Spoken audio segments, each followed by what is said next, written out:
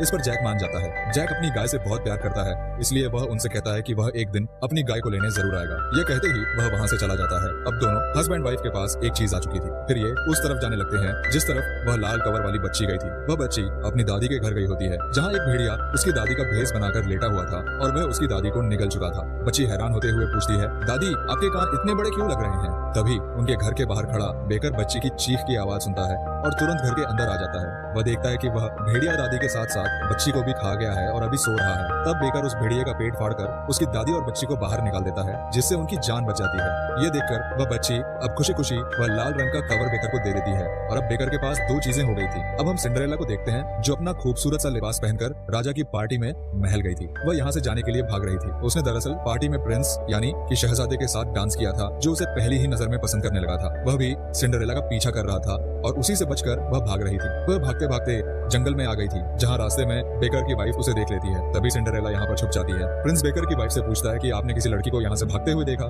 जिस पर वो मना कर देती है, लेकिन उसे ये खतरनाक लोग लगते हैं, इसलिए प्रिंस वहाँ से चला जाता है। वहाँ सिंड्रेला और बेकर की वाइफ आपस में बातें करने लगती हैं। तभी बेकर की वाइफ देखती है कि उसने जो जूते पहने हुए हैं वह सुनहरी है, बिल्कुल वैसे जैसे उन्हें चाहिए। अब इससे पहले वह सिंड्रेला से उसके जूते मांगती, उसकी गाय यहाँ से भाग जाती है, इसलिए उसे अपनी गाय के पीछे जाना पड़ता है। इतनी ही देर में सिंड्रेला भी वहाँ से भाग जाती है, इसीलिए न उसे अपनी गाय मिलती है और न ही सुनहरी जूता। अगली सुबह हम जंगल में प्रिंस और उसके भाई को देखते हैं। उसका भाई प्रिंस को बताता है कि यहाँ जंगल में एक काफी ऊंची बिल्डिंग है, उसके अंदर जाने का कोई रास्ता नहीं है। बिल्डिंग के सबसे ऊपर एक लड़की रहती है जिसका नाम रपंजल है। वह बहुत ही प्यारी है, उसके बाल बहुत ही लंबे और सुनहरे हैं, बिल्कुल छिल्ली के बालों जैसे। मैं उसे बहुत पसंद करता हूँ। एक दिन मैंने उसे मिलना चाहा। मैंने कहा, रपंजल अपने बाल नीचे फेंको, और जब उसने बाल नीचे फेंके मैं उनके जरिए ऊपर चला गया और ये बात बेकर की वाइफ सुन लेती है। और क्योंकि उसे भी सुनहरे बाल चाहिए थे, इसलिए वह भी उस बिल्डिंग के पास जाकर कहती है, रपंजल अपने बाल नीचे फेंको। और तभी खिड़की खोलकर रपंजल यहाँ आती है, जो सच में बहुत ही खूबसूरत थी। और यह और कोई नहीं बल्कि बेकर की बहन है, जिसे चुड़ैल ने यहाँ कैद करके रखा हुआ है। लेकिन वह यह बात नहीं जानती थी, इसलिए वह चुड़ैल को ही अपनी माँ समझती है। बेकर की वाइफ फिर कहती है,